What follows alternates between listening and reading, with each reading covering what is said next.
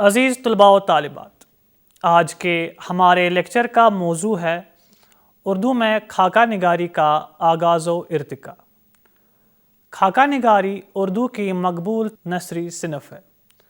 خاکہ انگریزی اصطلاح سکیچ کا متبادل ہے اور اس سے مراد یہ ہیں کہ کسی ایسی شخصیت کے خط و خال اور نقوش ابارے جائیں جس کے ساتھ خاکہ نگار کا قلبی اور قریبی تعلق ہو، یعنی وہ اس شخص کی خلوت و جلوت میں رہا ہو، اس کی خوبیوں، خامیوں، کمزوریوں اور اس کی زندگی کے ہر رنگ ڈھنگ سے واقف ہو، کیونکہ خاکہ نگار اسی شخص یا شخصیت کے نقوش کامیابی کے ساتھ ابار سکتا ہے جس سے وہ واقف ہو، مانوس ہو اور اس کے ساتھ گہری وابستگی رکھتا ہو۔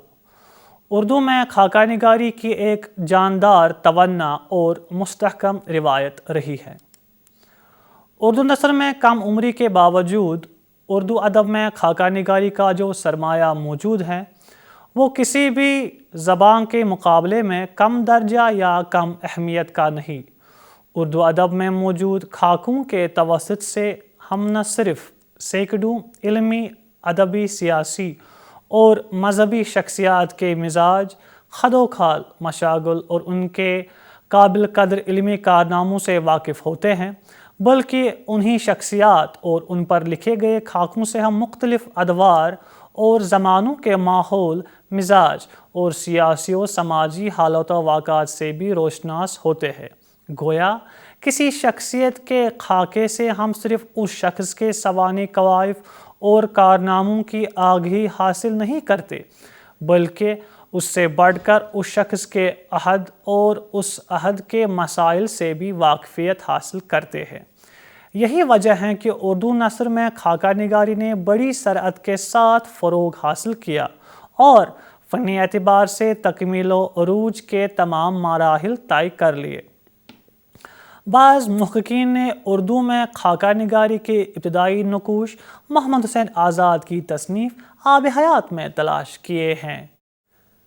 اس میں کوئی شک نہیں کہ آب حیات میں مختلف افراد و اشخاص، بالخصوص میر، انشا، مصفی، ذوق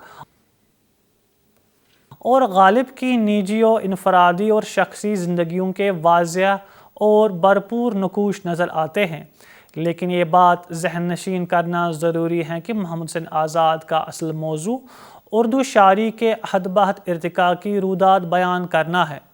شعراء کے خاکے یا ان کی شخصیت و سیرت کو پیش کرنا مدعا اور مقصد نہیں ہے، البتہ انہوں نے ضمنی طور پر مختلف افراد کے حلیے، عادات و اطوار اور ان کی کمزوریوں اور خامیاں اس انداز سے پیش کی ہیں کہ ایک زندہ، متحرک اور چلتی پھرتی شخصیت بھی ہماری نگاہوں کے سامنے آ جاتی ہے۔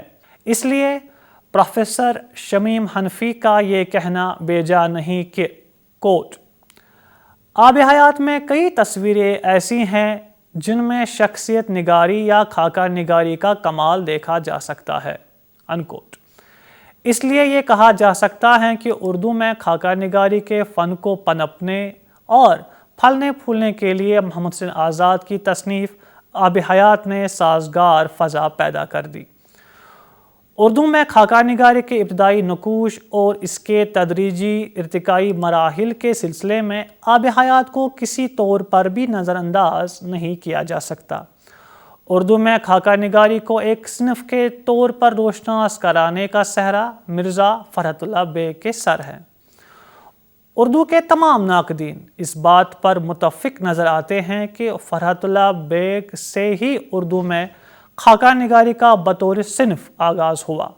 چنانچہ ان کے تحریری کارنامے نذیر احمد کی کہانی، کچھ ان کی کچھ میری زبانی کو اردو خاکہ نگاری کا نقش اول قرار دیا گیا، جو 1927 عیسوی میں شائع ہوا۔ اس کے بعد ان کی وحید الدین سلیم اور دلی کا یادگار مشاعرہ جیسی تحریریں شائع ہوئی، جو فنی اعتبار سے خاکہ نگاری کے ضابطوں اور اصولوں کی آئینہ دار ہیں۔ مرزا فرحت اللہ بیگ نے ان تحریروں میں مصوری کا ہنر دکھایا ہے، ایک اچھے خاکہ نگار کی طرح غیر جانبدارانہ اور بے تکلفانہ انداز اختیار کیا ہے۔ نذیر احمد کے متعلق خود لکھتے ہیں، کوٹ، اب تک جو کچھ کانوں سے سنا اور آنکھوں سے دیکھا وہ لکھوں گا اور بے دھڑک لکھوں گا، چاہے کوئی برا مانے۔ جہاں مولوی صاحب کی خوبیاں دکھاؤں گا وہاں ان کی کمزوریوں کو بھی ظاہر کروں گا تاکہ اس مرحوم کی جیتی جاگتی تصویر کھینچ جائے اور یہ چند صفحات ایسی سوانح عمری نہ بن جائے جو کسی کو خوش کرنے یا جلانے کو لکھی گئی ہو۔ انکوٹ۔ چنانچہ انہوں نے اس ہنرمندی اور فنی کمال کے ساتھ نذیر احمد کی ایسی جاندار تصویر پیش کی ہے کہ اجنبیت اور غیریت کے پردے اٹھ جاتے ہیں اور قاری کو نذیر احمد کی ایک جانی پہچانی اور مانوس شخصیت محسوس ہوتی ہے اور خود کو اس شخصیت کے قریب محسوس کرتا ہے۔ عمدہ خاکہ نگاری کی یہی پہچان ہے۔ فرحت اللہ بیگ سے قبل خواجہ حسن نظامی نے فن خاکہ نگاری میں ایک نئی جہت کا اضافہ کیا۔ انہوں نے دہلی کے مقتدر شخصیتوں کے خوبصورت تصویر کشی کی جسے انہوں نے قلمی چہرے کا نام دیا۔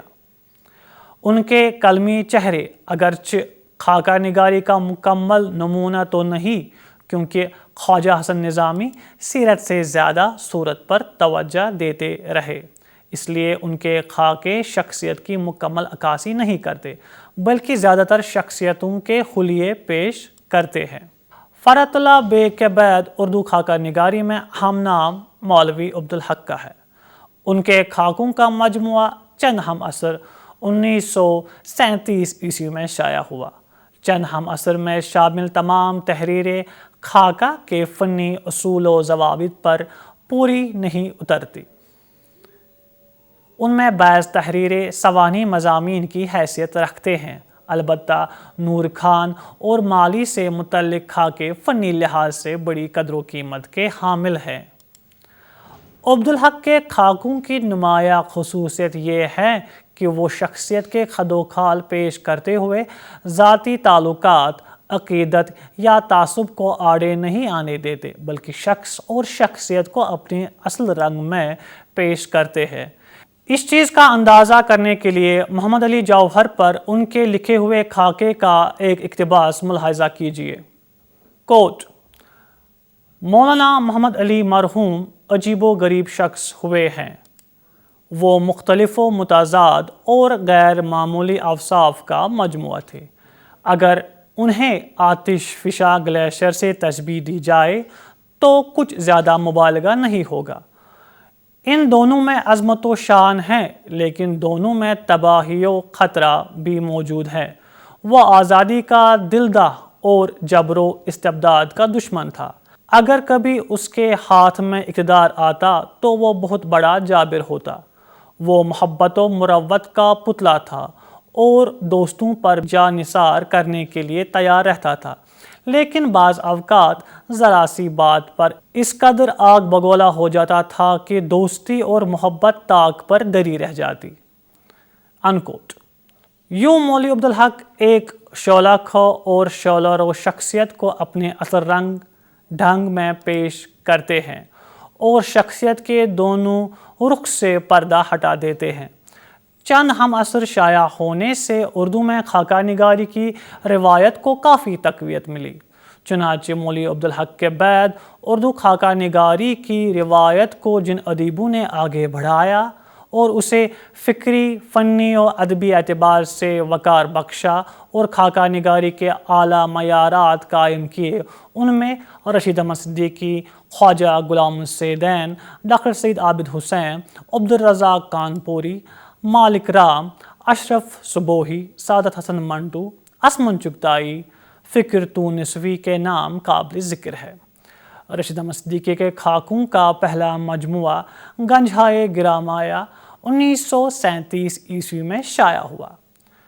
اس کے بعد ان کے خاکوں کا مجموعہ ہم نفسان رفتہ 1966 عیسوی میں منظر عام پر آیا۔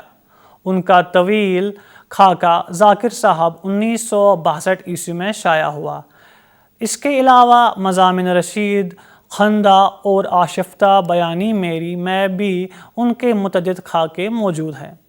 رشید احمد صدیقی اگرچہ بنیادی طور پر طنز و مزاح نگار ہیں اور اسی حیثیت سے شہرت پائی ہیں، لیکن یہ بھی ایک حقیقت ہے کہ رشید احمد صدیقی اردو خاکہ نگاری کی روایت میں ایک ممتاز، منفرد اور اعلیٰ مقام رکھتے ہیں۔ انہوں نے بلا شبہ فن خاکہ نگاری کو فنی کمال اور عروج بخشا ہے۔ ڈاکٹر سعید عابد حسین نے 1941 میں آل انڈیا ریڈیو دہلی پر پڑھے گئے 11 خاکوں کا مجموعہ کیا خوب آدمی تھا کے نام سے شائع کیا۔ یہ سبھی خاکے اہم ادبی شخصیات سے متعلق ہیں، جن میں راشد الخیری، حالی، نذیر احمد، داغ اور اقبال بھی شامل ہے۔ اردو میں ترقی پسند ادبی تحریک کے نتیجے میں جہاں اردو کی بیشتر شعری و نثری اصناف کو ایک نئی زندگی ملی اور بے پناہ فروغ ملا، وہیں خاکہ نگاری کو بھی ایک نئی سمت اور جہت ملی۔ اس دور سے وابستہ خاکہ نگاروں میں فکر تونسوی، سعادت حسن منٹو اور عصمت چغتائی قابل ذکر ہیں۔ ترقی پسند تحریک سے وابستہ مشہور ادیب اور طنز و مزاح نگار فکر تونسوی نے 20 خاکے لکھے۔ ان کے خاکوں کا ایک مجموعہ 1950 میں خد و خال کے نام سے شائع ہوا۔ انہوں نے بھی زیادہ تر خاکے ادبی شخصیتوں پر لکھے، تاہم فنی اعتبار سے ان کے خاکے کمزور ہیں۔ ترقی پسند ادیبوں میں منٹو اور عصمت چغتائی نے خاکہ نگاری کے فن کو فن کے طور پر برتا۔ عصمت چغتائی نے اردو خاکہ نگاری کی طرف کوئی توجہ زیادہ نہیں دی، لیکن دوزخی کے نام سے لکھا ہوا ان کا خاکہ نہ صرف اردو کے عمدہ اور اعلیٰ خاکوں میں شمار ہوتا ہے، بلکہ خاکہ نگاری کی حیثیت سے عصمت چغتائی کو دوام بھی عطا کیا۔ بقول ڈاکٹر انور سدید، کوٹ: اردو خاکہ نگاری میں عصمت چغتائی نے اپنے فن کا پورا مظاہرہ نہیں کیا، پھر بھی ان کا صرف ایک خاکہ دوزخی انہیں وہی مقام عطا کر چکا ہے جو مرزا فرحت اللہ بیگ کو نذیر احمد کی کہانی لکھ کر حاصل ہوا۔ انکوٹ۔ سعادت حسن منٹو نے خاکے بھی خوب لکھے۔ اردو افسانہ نگاری میں نام تو پیدا کر چکے، خاکہ نگاری کے میدان میں بھی اپنے تخلیقی جوہر دکھائے۔ ان کے خاکوں کے 3 مجموعے گنجے فرشتے، لاؤڈ سپیکر اور شخصیتیں شائع ہو چکے۔ ان مجموعوں میں ادبی، فلمی اور سیاسی دنیا کے نامور شخصیتوں کے نقوش ابھارے۔ منٹو ایک بے باک ادیب کی حیثیت سے مشہور ہیں۔ یہی بے باکی ان کے خاکوں کی جان ہے۔ ان کے فن کا ایک امتیاز یہ بھی ہے کہ وہ خاکوں میں افسانوی انداز میں شخصیت اور کردار کو آہستہ آہستہ ابھارتے اور نقطہ عروج و انجام تک پہنچا دیتے ہیں۔ اس چیز نے منٹو کے خاکوں کو بے حد دلچسپ بنا دیا ہے۔ رشید احمد صدیقی اور منٹو کے بعد اردو خاکہ نگاری میں جو بڑے نام سامنے آئے، ان میں محمد طفیل، مشتاق یوسفی اور مجتبیٰ حسین نمایاں ہے۔ یہ کہنا بیجا نہیں ہوگا کہ فن خاکہ نگاری میں رشید احمد صدیقی کے بعد مذکورہ ادیبوں نے ہی نہ صرف توسیع کی، بلکہ اس فن کے اندر موجود نئے امکانات بھی روشن کیے۔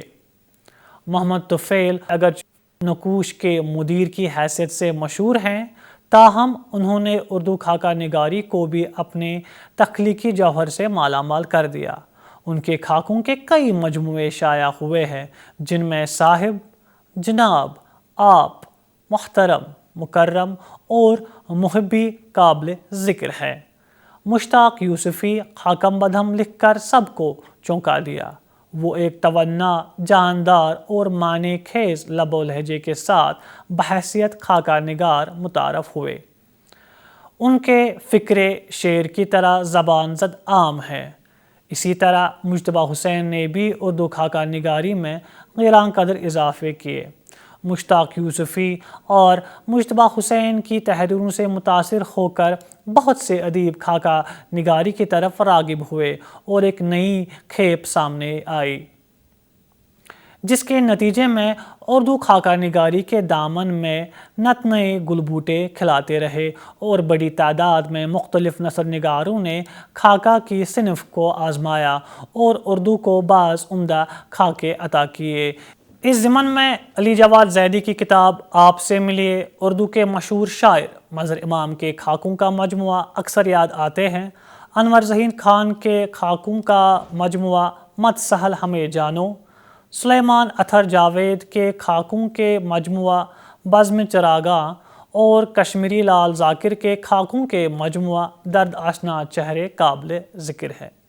اسی کے ساتھ ہمارا آج کا لیکچر اختتام کو پہنچتا ہے۔ اجازت دیجیے، خدا حافظ۔